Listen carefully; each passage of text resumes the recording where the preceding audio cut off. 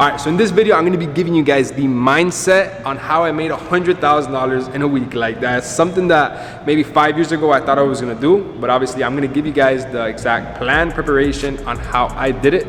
So make sure to watch the video all the way to the end because I give you guys gems that I've never given. I always do chart breakdowns for you guys, but this is a little bit different because charts is one thing, but then the mindset and the planning behind it is completely different. So let's get into the video. All right, so right now we're on the way to the airport. If you guys saw what I posted 2 weeks ago from today, Sensei and I, we basically decided like, yo, let's do like a quick collab. I had like a 25K day. Sensei had like a 17K day. Like, he did something where he made some money. He's like, bro, let's give away some cash. So all you had to do was just follow both of us and then tag 3 friends in the picture. And then somebody from, I don't know, I think it's like DR or PR, I don't know, he won. And then we said anybody, whoever wins, we'll fly them out to Miami. So we're on our way right now to the airport to pick up the giveaway winner. We're gonna give him $10,000 in cash. So I got the boy Sensei behind me following me. We're gonna pull up to the airport. He said he landed like 30 minutes ago. We're in the middle of like rush hour. We're pulling up right now to the airport to give him the money and take him to his hotel. I think he has family here, he was telling us. He's probably gonna spend the weekend with his family. And yeah, so let's go pick him up at the airport. I don't speak English, I'm sorry. So the giveaway winner speaks Spanish. So obviously we both speak Spanish. So we decided to both. You have your cash in there? Oh.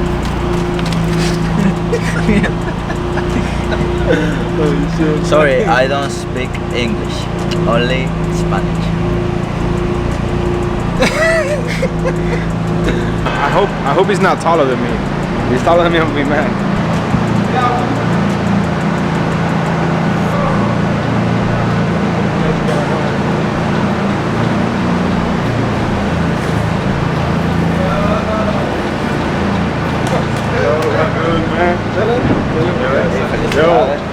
Wednesday. What's up, bro? Yeah, he's taller than me. I don't like this guy. Tired. What's up? Tired? Really tired. I had to fly to Puerto Rico first. Yeah? Yeah. There wasn't flight from Santo Domingo already to here, so I had to go to Puerto Rico first, like wait like 3 hours, and then come to here. And man, I'm dead. But you make money, so you're good, bro. You're good. All right, go. This is from us to you, bro. And then you get this and then you leave right now. It costs too much money already, bro. Alright, that's just for you. You do whatever you want.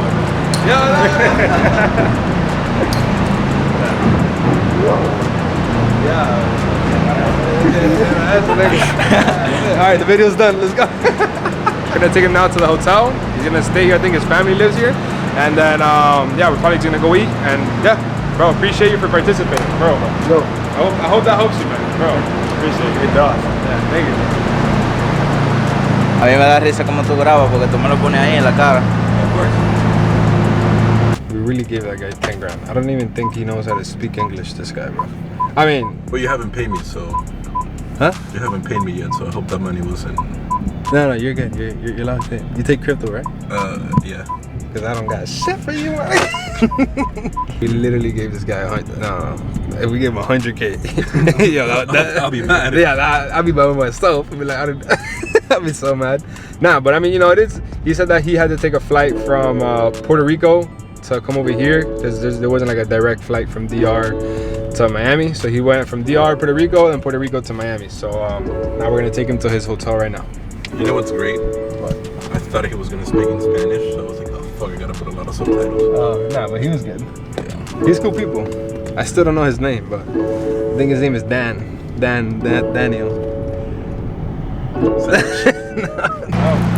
Yo, appreciate you, bro. Disfruta aquí en stay. You know, you helped me big time with this. Yeah, I know. Wednesday. Take it easy, bro. Yeah. Yo, lucky motherfucker. So that was like a little intro giveaway that I did with my boy Sensei. So literally we do giveaways all the time on Instagram, so make sure to follow us on the gram, because that one was just pretty random. We just posted a picture and then we said like, comment, and share, and tag 3 friends, and we're gonna give somebody away 10,000. Because I had a pretty big trading day, I'm like, you know what, let me just give it back to somebody. So yeah, this guy won randomly, and we didn't want to give him the money like to his country. He said he wanted to like come over, so we flew him out and then we gave him the cash. He stayed here for 1 night, then flew back over there with all the money. So yeah, that was like a little intro. But with that being said, in this video I'm going to give you guys the 5 barriers, 5 tips that you need to have these in order to make big days like I had, right? So yes, I did make 100,000 in about 7-8 days, technically 6 trading days, right? So number 1 is going to be your account size. So let's be realistic. I made 6 figures because I had a 6-figure account. I didn't flip it from a $10,000 account or a $500 account. Like, that is not realistic. Like, I'm sorry, I will be that person to tell you the truth. That is not gonna happen. Yes, I'm sure you guys have heard stories of people flipping, you know, 60,000 to like 2.6 million or some crazy stuff like that. I recently just saw somebody post on YouTube, somebody took 10,000 to 1.5 million. I'm like, bro, like that's insane.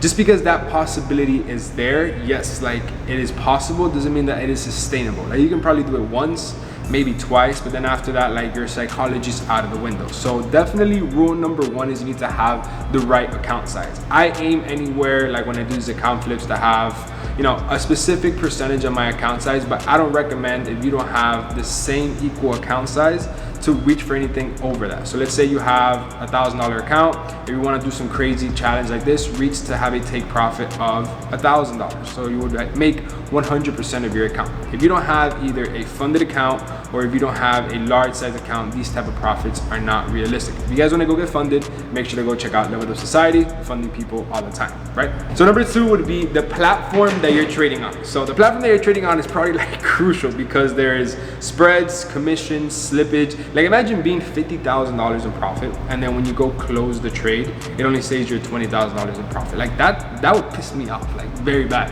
So you need to make sure that the platform you're trading on is trustworthy. If you guys want to know the broker that I personally traded this on, and I've been trading for quite a while on, and I continue to keep scaling my my funds on, make sure to click the link below. That's what the exact broker that I use, where I did this account flip, and I plan to do many more things. So definitely need to trust the platform you're on, because spreads can eat you up, commissions can eat you alive, and then at the same time, slippage, you can be X amount in profit, and then that can literally get cut by half. So you realistically didn't make that money just because the platform you're trading on isn't trustworthy.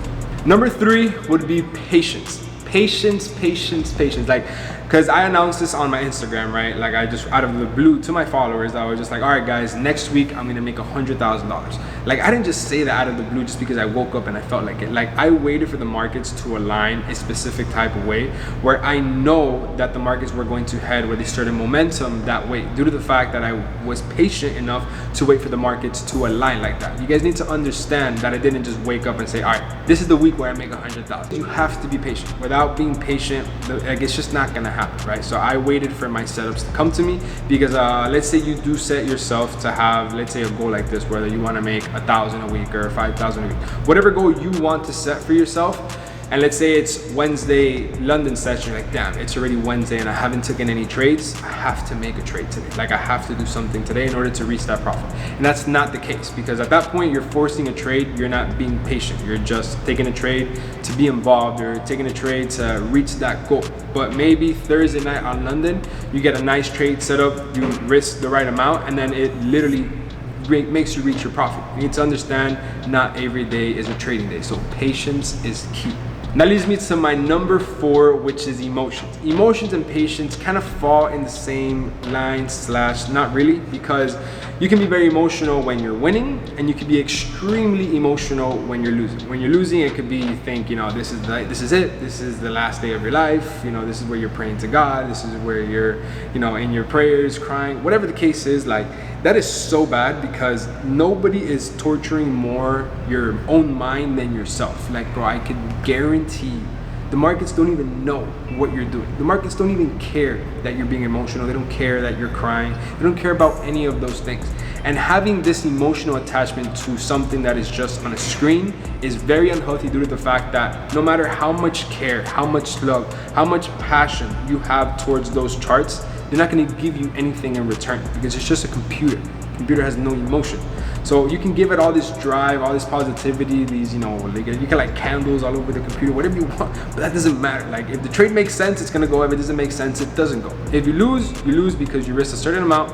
If you win, it's because that's the reason why you took the trade. Let me say that again. If you take a trade and it wins, that's the reason why you took the trade. You wanted the trade to win.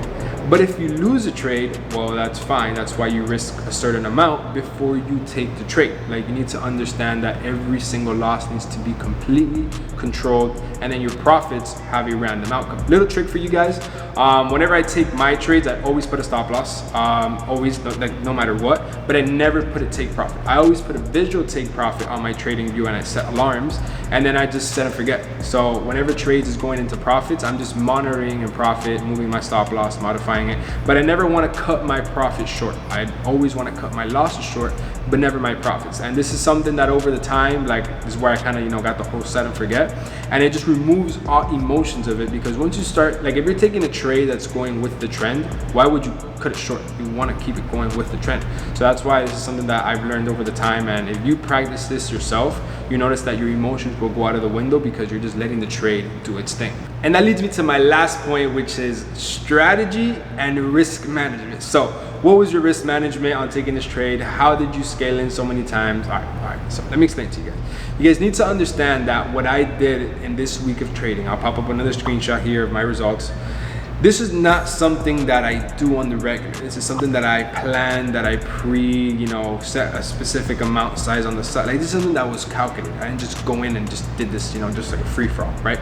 So very importantly, when it comes to doing these types of account flips is strictly risk management. Without risk management, your account is gone first trade because you want to make the flip so fast. You need to understand, I'll split my account in 4, I'll split my account in 6. It really depends. So let's say if a trade is an A+ trade setup, I'm like, all right, bet. I want to split my account in 4 and I only want to risk 25% on this trade.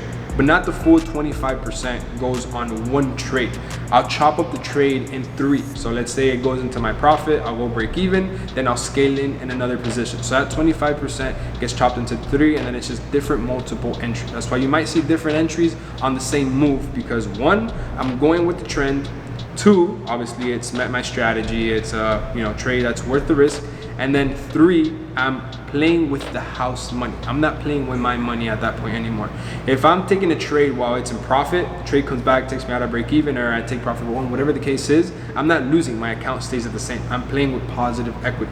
So this is something that you obviously have to learn how to master. It's very easy. I recommend you guys try it out with the demo account. You guys could create an account with the broker that I use below, and then just try it with the demo account. It doesn't hurt. Like demoing it out is not going to be an issue. Like it should be actually a good thing, because this shows that you're taking the business serious. If you come in just wanting to deposit $100 and then risking the full $100 trying to get 500, that's not the right risk management. That is not the right emotional control. You're not having patience, and you're just not being realistic with yourself. This is a business that's going to take you time, like endless nights. Like what I did today is something that I dreamt of doing maybe like 5 years ago, and I didn't just pop up one day and did it. Like it's something that I built up into it. Like I really need you guys to understand that.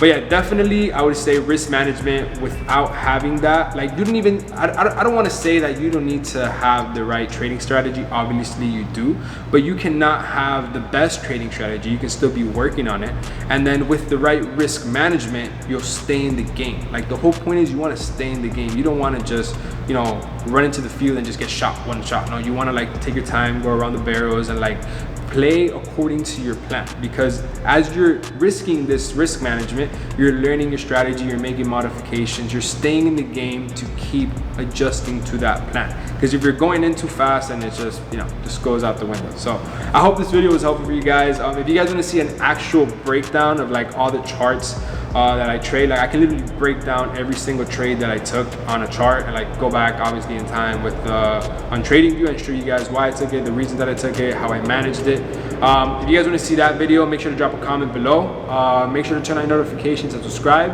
because I got a lot of cool videos coming in the next couple of weeks. And yeah, this is kind of the mindset and things that you need in order to get obviously these type of results. But please understand that it does not come in the same week you start trading or same month. Like, it takes time, guys. So I'll see you guys in the next video.